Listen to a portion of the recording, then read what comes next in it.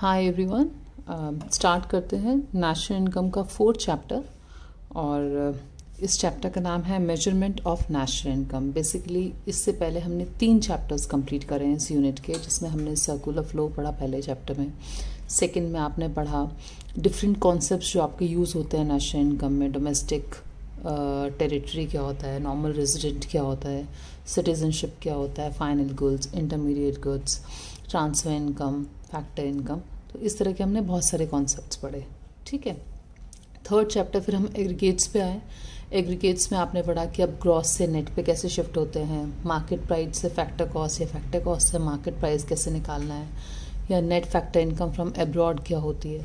ये सारी चीज़ें हमने अब तक पुराने चैप्टर्स में कंप्लीट करी हैं।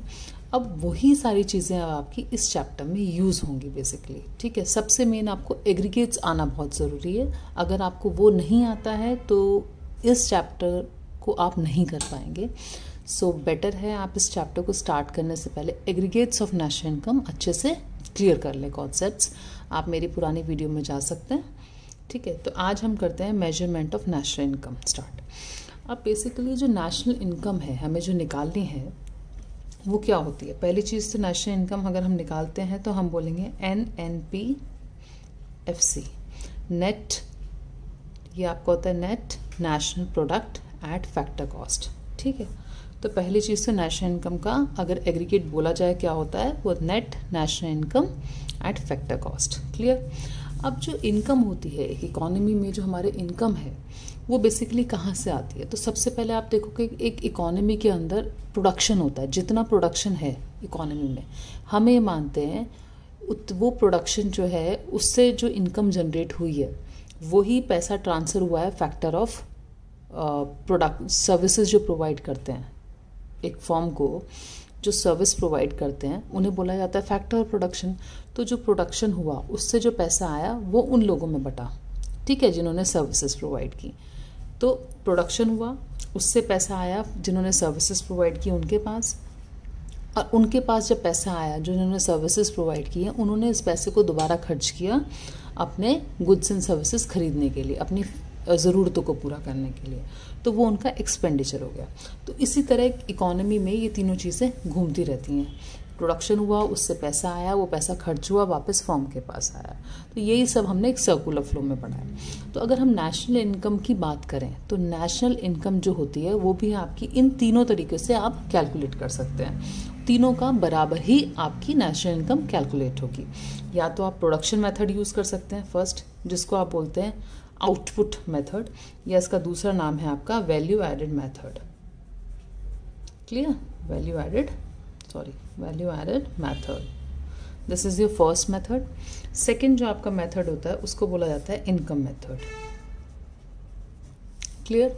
और नंबर 3 जो होता है वो होता है आपका एक्सपेंडिचर मेथड। तो ये 3 तरीके हैं जिन तरीकों से आप नेशनल इनकम कैलकुलेट कर सकते हैं। ठीक है, आपको ये समझ में आ गया। अब हम आगे करते हैं। देखिए, अब पहला जो हमारा मेथड है वैल्यू एडेड मेथड, जिसमें हम जो नेशनल इनकम निकालेंगे बेसिकली हमें उसमें net national product at factor cost निकालना है। ठीक है, NNPFC। क्लियर। तो अब आपकी क्या कहते हैं वैल्यू एडेड मेथड में क्या होता है। वैल्यू एडेड का मतलब होता है बच्चों, जैसे बहुत सारी प्रोडक्शन यूनिट हमारे कंट्री में होती हैं जहाँ अलग अलग प्रोडक्शन चल रहा है। तो हम नेशनल इनकम में क्या कर रहे हैं, हम अगर प्रोडक्शन मेथड ले रहे हैं, पहला मेथड जो वैल्यू एडेड है, तो हमें देखना है हमारी पूरी इकोनॉमी में कितना प्रोडक्शन हुआ। तो जितना टोटल प्रोडक्शन हुआ वही हमारी नेशनल इनकम मानी जाएगी इस मेथड के हिसाब से। ठीक है, तो it shows the contribution of each production unit in the production process। Clear. तो ये आपका बताता है कि हर एक प्रोडक्शन यूनिट कितना वैल्यू ऐड करती है, कितना कंट्रीब्यूशन उसका पूरे साल में रहता है प्रोडक्शन प्रोसेस में। मतलब हमारे देश में जितना भी प्रोडक्शन हुआ है तो हर एक फर्म, हर एक प्रोडक्शन यूनिट कितना कंट्रीब्यूट कर रही है, कितनी वैल्यू ऐड कर रही है।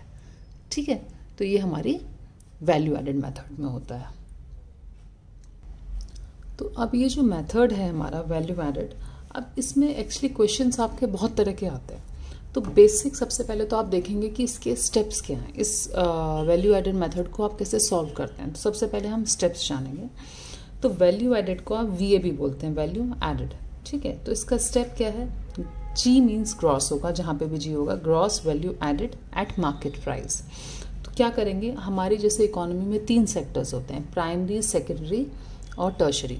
तो हम क्या करते हैं, चीज़ों को सिंप्लीफाई करने के लिए हमने अपनी इकोनॉमी को 3 सेक्टर्स में बांट दिया और हर सेक्टर का निकालेंगे कि हर सेक्टर ने कितनी वैल्यू ऐड करी है, बेसिकली कितना पूरे एक साल में कितना प्रोडक्शन उसने किया, कितनी उसकी तरफ से कितनी वैल्यू ऐड हुई प्रोडक्शन में। तो प्राइमरी, सेकेंडरी और टर्शरी हम तीनों सेक्टर का निकालेंगे, उन्हें ऐड करेंगे, तो वो हमारा gross value added at market price of 3 sectors निकल जाएगा, ठीक है। उसके बाद ये जो GVAMP है, हर एक सेक्टर का आपने निकाला, इसलिए मैंने सिग्मा लगाया है कि तीनों, सिग्मा मीन्स तीनों का एडिशन। तो इन तीनों को जब आप ऐड कर देंगे तो ऐड करने के बाद जो वैल्यू आएगी वो निकलेगी gross domestic product at market price. मतलब ये आपका GDP-MP बन गया, जो इन तीनों सेक्टर्स की आपने वैल्यू एडेड अगर प्लस कर दी। क्लियर।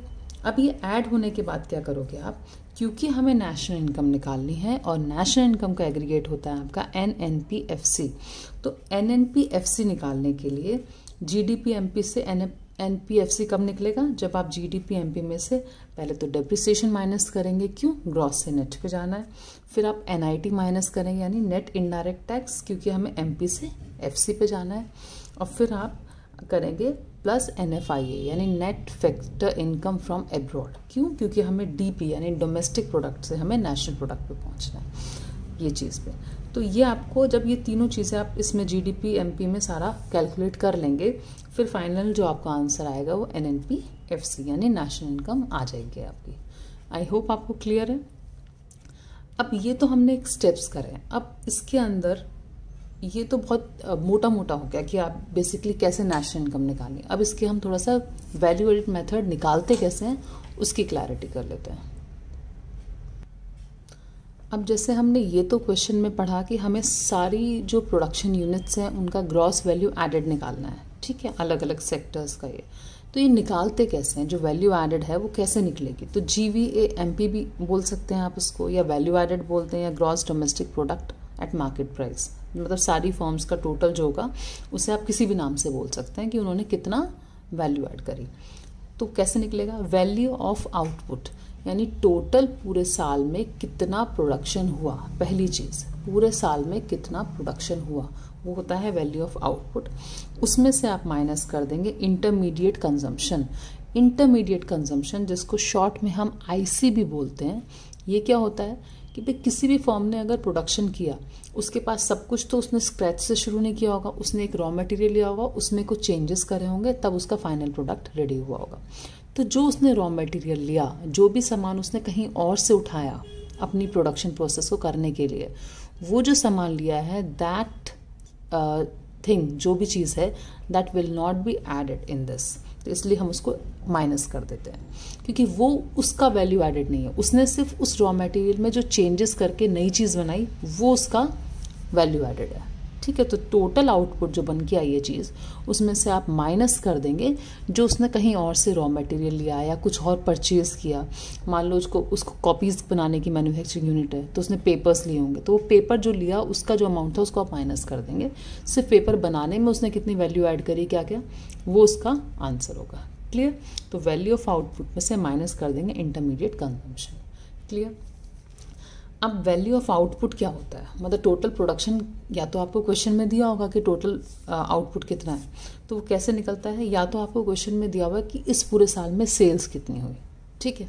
अगर पूरी साल की सेल्स सारी के सारा जो आउटपुट था वो बिक गया, पूरे साल में सारा बच गया, कुछ आपका स्टॉक नहीं बचा पूरे साल में, सब खत्म हो गया, सब बिक गया, तो आपको सिर्फ क्वेश्चन में सेल्स दी होंगी, आप कुछ और नहीं लेंगे, ठीक है। तो वही आपका वैल्यू ऑफ आउटपुट हो जाएगा। क्लियर।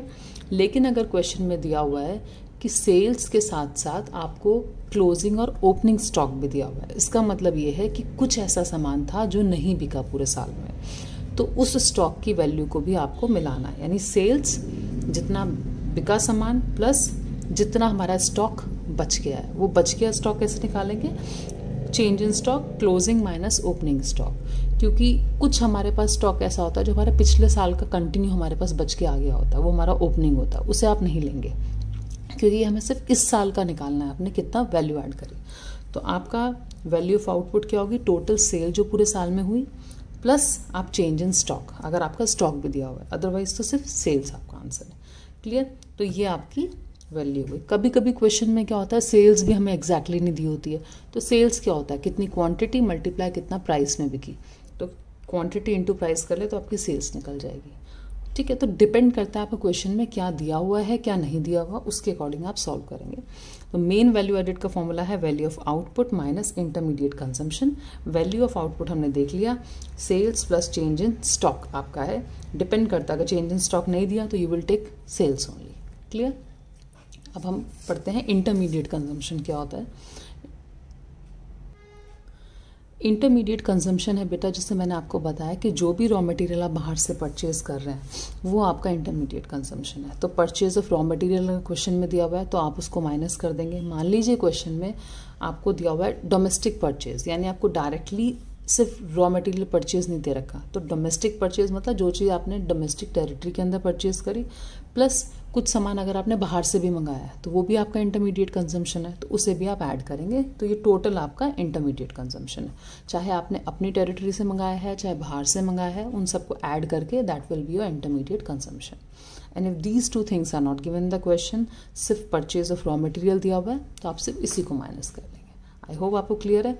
एक बार मोटा मोटा और समझा देती हूँ। ग्रॉस डोमेस्टिक प्रोडक्ट कैसे निकलता है या फिर ग्रॉस वैल्यू एडेड कैसे निकलेगी, value of output minus intermediate consumption. Value of output जो होता है वो आपका sales plus change in stock होता है, डिपेंड करता है क्वेश्चन में, अगर ये नहीं दिया हुआ तो आप सिर्फ ये ले लेंगे। ठीक है, माइनस आईसी। आईसी क्या है, अगर डायरेक्ट आपको आईसी दिया हुआ है इंटरमीडिएट कंजम्पशन तो आप वही ले लेंगे, फिर कुछ और नहीं देखेंगे। लेकिन अगर आपको नहीं दिया तो आपको डोमेस्टिक सेल्स, वो डोमेस्टिक परचेज दिया होगा क्वेश्चन में या इम्पोर्ट्स दिए होंगे, उन्हें आप ऐड कर लेंगे। You will subtract both and you will get the answer. क्योंकि अगर आपको क्वेश्चन में नेशनल इनकम निकालनी है तो इसमें से आपको ये सब चीज़ें माइनस करेंगे तो एनएनपी एफसी आ जाएगा।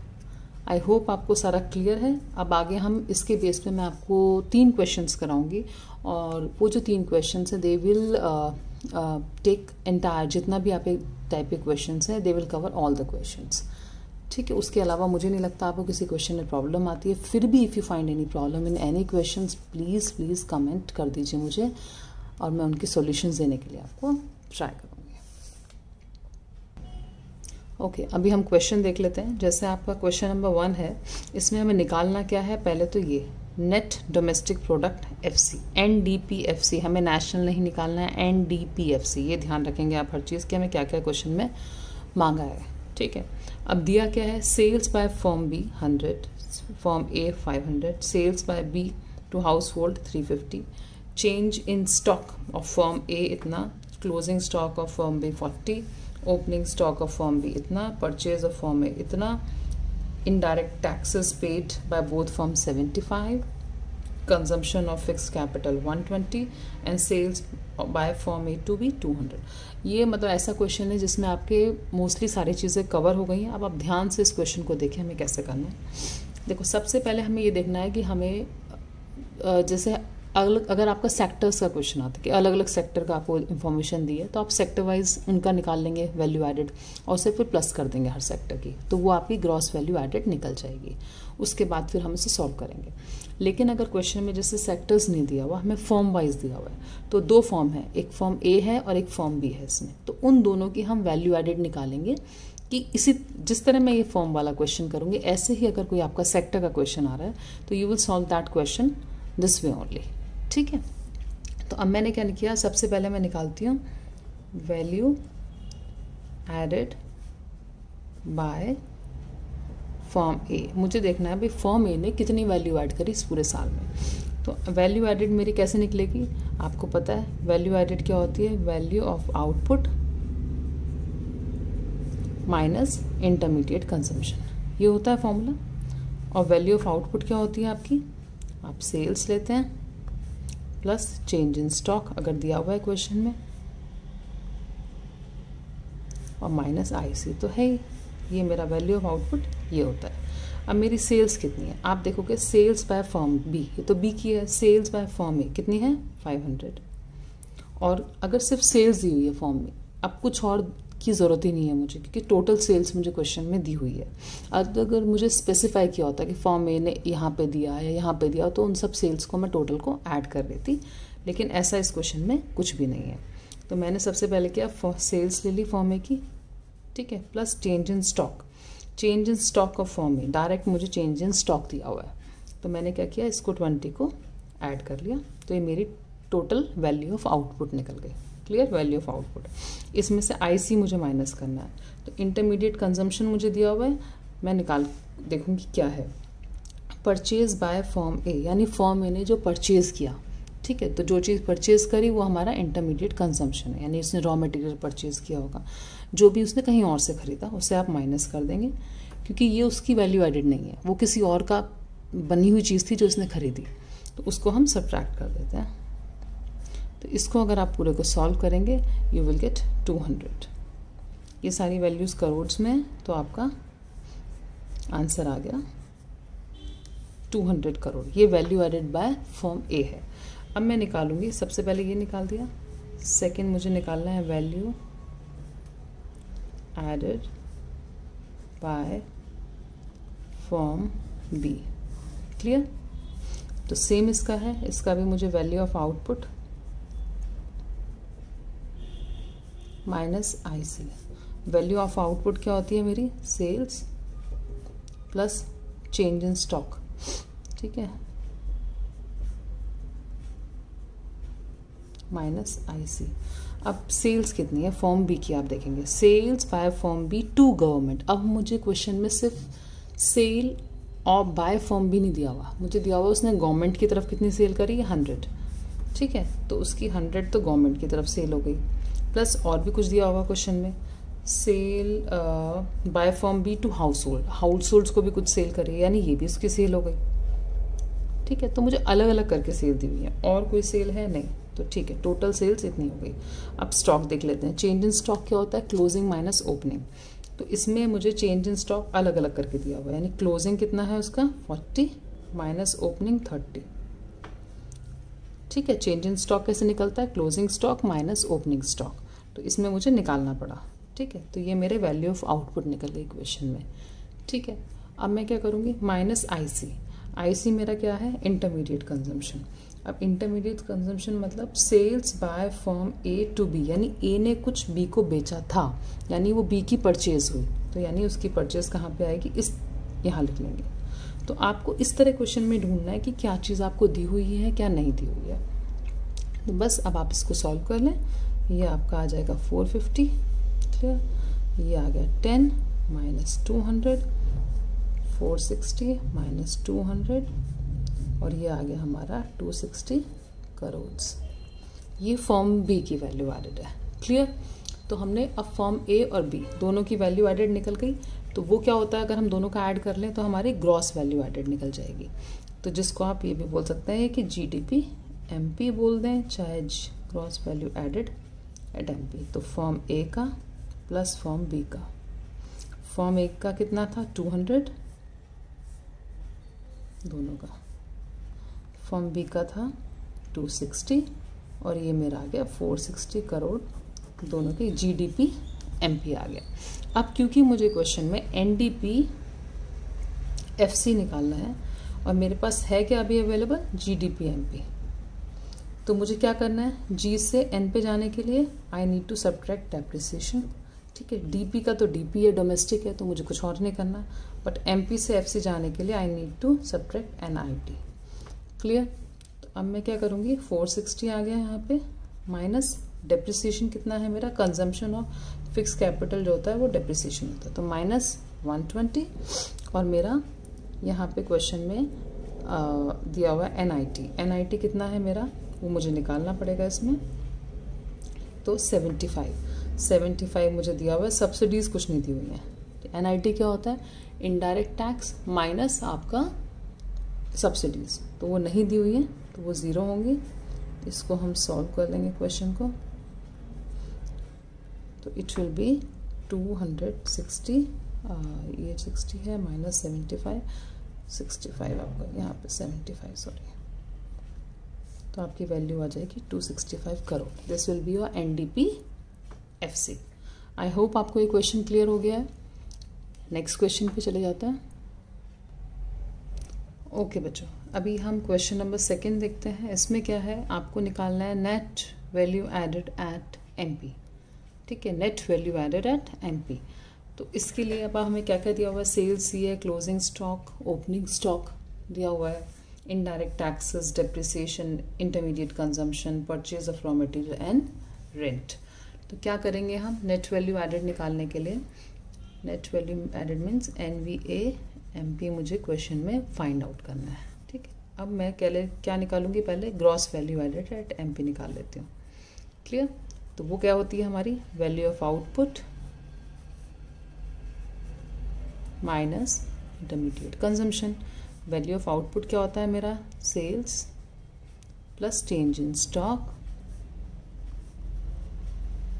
Minus IC। क्लियर, अब सेल्स कितनी है 90, सेल्स इज 90 है, कुछ और नहीं दिया हुआ। सेल्स दिया मीन्स आपको कुछ और देखने की जरूरत ही नहीं, you will put directly this number. फिर चेंज इन स्टॉक कितना है, क्लोजिंग माइनस ओपनिंग, यानी 25 माइनस 15, क्लोजिंग माइनस ओपनिंग होता है चेंज इन स्टॉक। IC यानी intermediate consumption is directly given, that is 40। Clear, इसको हम सॉल्व कर लेते हैं। 90 plus 10 minus 40 it will be 60। ठीक है, करोड्स में है तो 60 करोड़ इज द NVA-MP।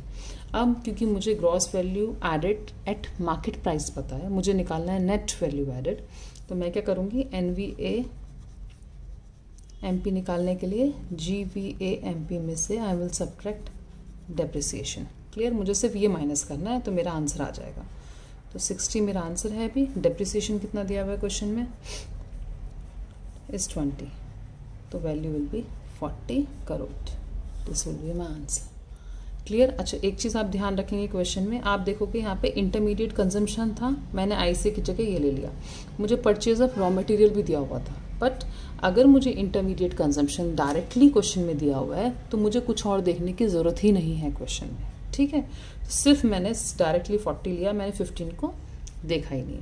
और क्या चीज़ें कंफ्यूज करने के लिए दी हुई थी क्वेश्चन में, जैसे आपको दिया हुआ था इनडायरेक्ट टैक्सेस, आपको ज़रूरत ही नहीं है क्योंकि आपको उन्होंने फैक्टर कॉस्ट का कुछ पूछा ही नहीं, आपको MP पूछा डायरेक्ट। तो आपने MP हमें पहले भी था, बाद में भी MP पूछा है, तो मुझे FC पे जाना ही नहीं है, तो मैं कुछ उसका यूज़ ही नहीं है।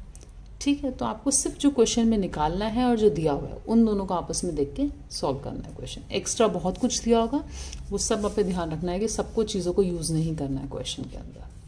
क्लियर। अभी एक और क्वेश्चन हम लोग देख लेते हैं। ओके, अब इस क्वेश्चन में हमें क्या निकालना है, net value added, question number 3 है, एट फैक्टर कॉस्ट। ठीक है, NVA-FC, इससे पहले हमने निकाला था क्वेश्चन में NVA-MP। तो अब क्या निकालेंगे हम, आपको सबसे पहले तो ग्रॉस वैल्यू एडेड निकालनी पड़ती है MP, जिसका होता है value of output minus IC। ठीक है, and value of output is your sales plus change in stock minus IC। और सेल्स मेरी कितनी है क्वेश्चन में, आप देखेंगे सेल्स मुझे 800 गिवन है, कुछ और मुझे देखने की ज़रूरत नहीं है, सीधा सेल्स की जगह आप 800 लिखेंगे। Change in stock is closing minus opening, तो मेरा क्लोजिंग 20 है, 50 इज माई ओपनिंग। ओपनिंग ज़्यादा है, इसमें ध्यान रखना। ठीक है, तो आप बस वैल्यू पुट करेंगे minus IC is intermediate consumption. Intermediate consumption कितना दिया हुआ है मुझे क्वेश्चन में, अब आप देखोगे इंटरमीडिएट परचेजेस ये दिया हुआ है, कुछ और नहीं देखेंगे आप, इंपोर्ट ऑफ रॉ मटेरियल सब देखने की ज़रूरत नहीं है आपको। ठीक है, तो ये आपका आ गया 500। एक दिया हुआ है purchase of machinery for own use, अपने पर्सनल यूज़ के लिए, तो उसको आप नहीं लेंगे, आपको सिर्फ ये दिया हुआ था, आपने डायरेक्ट ले लिया। अब ये 800 माइनस 30 माइनस 500। क्लियर। तो मेरा जो आंसर आ जाएगा इसको सॉल्व करके 270 lakhs में है, तो दिस इज माई GVA-MP। अब मुझे क्वेश्चन में क्या निकालना है, NVA-FC। तो हम क्या करेंगे, GVA-MP, G से N पे जाने के लिए need to subtract depreciation, VA का VA है आपका, MP से FC जाना है, तो मुझे क्या करना, माइनस करना पड़ेगा NIT। क्लियर। अब ये मेरा 270 हो गया GVAMP, माइनस डेप्रिसिएशन ढूंढो, कहाँ पे दिया हुआ है, डेप इज़ 30, तो आप 30 ले लेंगे। ठीक है। अब मुझे क्योंकि इसमें से NIT माइनस करना है, NIT क्या होता है आपका, indirect taxes minus subsidies. Clear. तो 270 माइनस 30 माइनस IT कितना है, इनडायरेक्ट टैक्सेस हमें नहीं दिए हुए तो दे विल बी 0। सब्सिडी कितने दी हुई है, 40। ठीक। तो अब 270 माइनस 30 माइनस माइनस प्लस हो जाएगा 40 and it will be your 2। Answer कितना आ गया आपका, 270 माइनस 30 प्लस 40, तो ये आपका आ गया 280। Clear. Lakhs. This is your MVAFC। तो बेटा बहुत सिंपल क्वेश्चन है, आई होप आपको अच्छे से क्लियर हो गए हैं। फिर भी अगर आपको डाउट आते तो प्लीज़ आप मुझे बताइए, मैं उनको इमीडिएटली आपके क्वेश्चन सॉल्व करके आपको समझा दूंगी। ठीक है। Hope you like this video, please share this video. Thank you so much.